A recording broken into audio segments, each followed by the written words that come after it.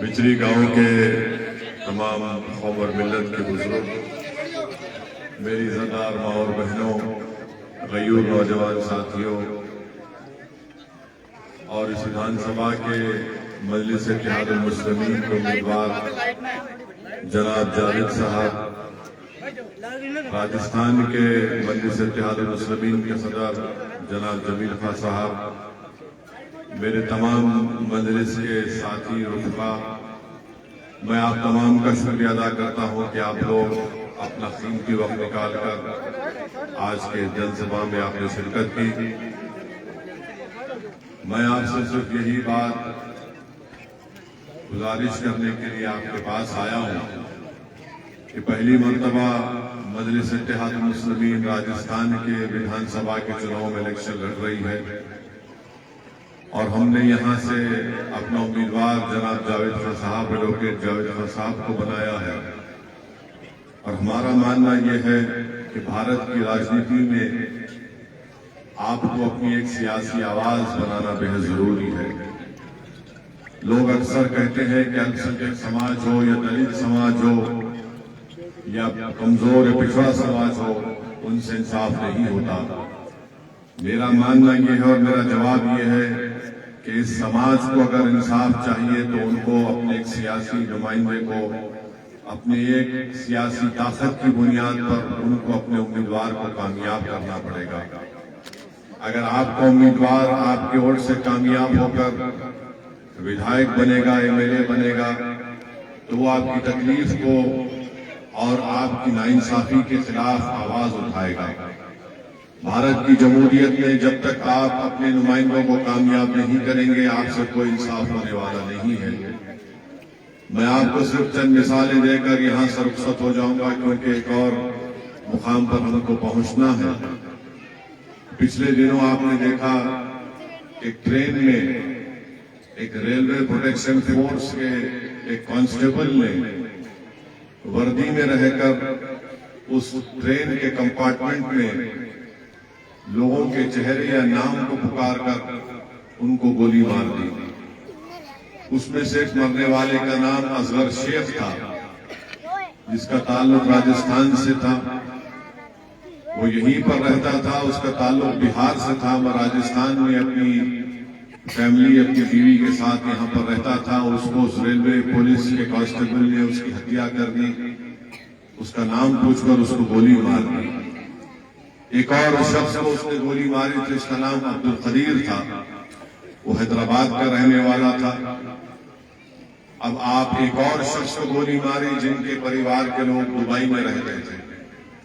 تو بہرحال جب عبدالقدیر کو گولی ماری گئی اور ان کے پریوار کے لوگوں نے حیدرآباد میں ہم سے، ہمارے پارٹی کے ذمہ داروں سے رابطہ کیا، تو ہماری وِدھان سبھا میں اکبر الدین اویسی، میرے چھوٹے بھائی نے کھڑے ہو کر وہاں کی سرکار سے اسمبلی میں اس بات کا مطالبہ کیا کہ عبدالقدیر مرنے والا غریب تھا، اس کو سرکار فوراً اس کو ایکس گریشیا دے، پیسے کا اعلان کرے، اس کی بیوہ کو سرکار کانٹریکٹ میں نوکری دے، اور اس کو سرکار اس بیوہ کے رہنے کے لیے گورنمنٹ کی ایک 2 بیڈروم کی اسکیم ہے، اس میں اس کو گھر دے۔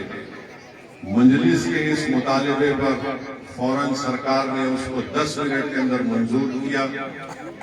عبدالقدیر کے دونوں بچوں کو اور اس کی ایک معصوم بیٹی بھی تھی، ان کے نام پر پیسہ بینک میں جمع کرایا گیا، اور اس بیوہ کو نوکری کا خط بھی ملا، کاغذ بھی ملا جو سرکار نے دیا، اور آج سے مہینہ بھر پہلے پر اس بیوہ کو گورنمنٹ کے 2 کمروں کا ایک گھر بھی اس کو فری میں دیا گیا۔ یہ کیوں ہوا؟ کیونکہ حیدرآباد میں، تلنگانہ میں مجلس اتحاد المسلمین کے 7 ایم ایل ایز ہیں، مگر یہی راجستھان میں اصغر شیخ کی جب لاش آئی تو جمیل صاحب گئے تھے، ہمارے ریاست کے راجستھان کے صدر، مگر کیا راجستھان کی سرکار نے یا بہار کی سرکار نے اصغر شیخ کو کچھ دیا؟ نہیں دیا۔ کیوں نہیں دیا؟ کیونکہ یہاں پر کوئی لڑنے والا نہیں ہے، یہاں پر کوئی آواز اٹھانے والا نہیں ہے۔ دوسری مثال، راجستھان میں الپسنکھیک سماج کا بجٹ صرف 99 کروڑ تھا، ہم نے آواز اٹھائی تو اشوک گہلوٹ سرکار کو شرمندگی ہوئی، تو انہوں نے اس کو بڑھا کر 250 کروڑ کر دیا. مگر آپ کو بتا رہا ہوں کہ تلنگانہ جس پردیش سے میں آتا ہوں وہاں پر مجلس کے ساتھ ملے ہیں اور الپ سنکھیک سماج کا اقلیتوں کا بجٹ 2200 کروڑ روپے ہے. آپ بتائیے. اسی لیے میں آپ سے کہہ رہا ہوں کہ آپ کے پاس جب سیاسی طاقت ہے تو وہ آپ کے نمائندے کے روپ میں آپ کی طاقت نظر آتی ہے. اگر یہاں سے جاوید کو آپ کو کامیاب کر کے اپنے MLA بنا کر بھیجائیں گے تو مجھے یقین ہے کہ نہ صرف اس ویدھان سبھا بلکہ پورے راجستھان کی غریب عوام کو ایک انصاف ملنا شروع ہوگا. اگر ہم صرف یہی سمجھتے رہیں گے کہ اسد الدین اویسی آئے گا تو ان کے ووٹ کٹ جائیں گے، ان کے ووٹ کٹ جائیں گے، نہیں میرے عزیز دوستوں اور بزرگوں، میں جوڑنے کے لیے آیا ہوں. میرے زندگی کا مقصد جوڑنا ہے، توڑنا میری فطرت میں نہیں ہے. تو میں آپ سے یہی گزارش کر رہا ہوں کہ آپ جب 25 نومبر کے دن اپنا ووٹ ڈالنے جائیں گے تو آپ ان تمام باتوں کو اپنے سامنے رکھ کر اپنی ایک سیاسی آواز کو راجستھان کی ویدھان سبھا میں پہنچانے کے لیے اپنے اتحاد کے ذریعے، اپنے دعاؤں کے ذریعے، تاکہ اس ناانصافی کے دور کا خاتمہ ہو.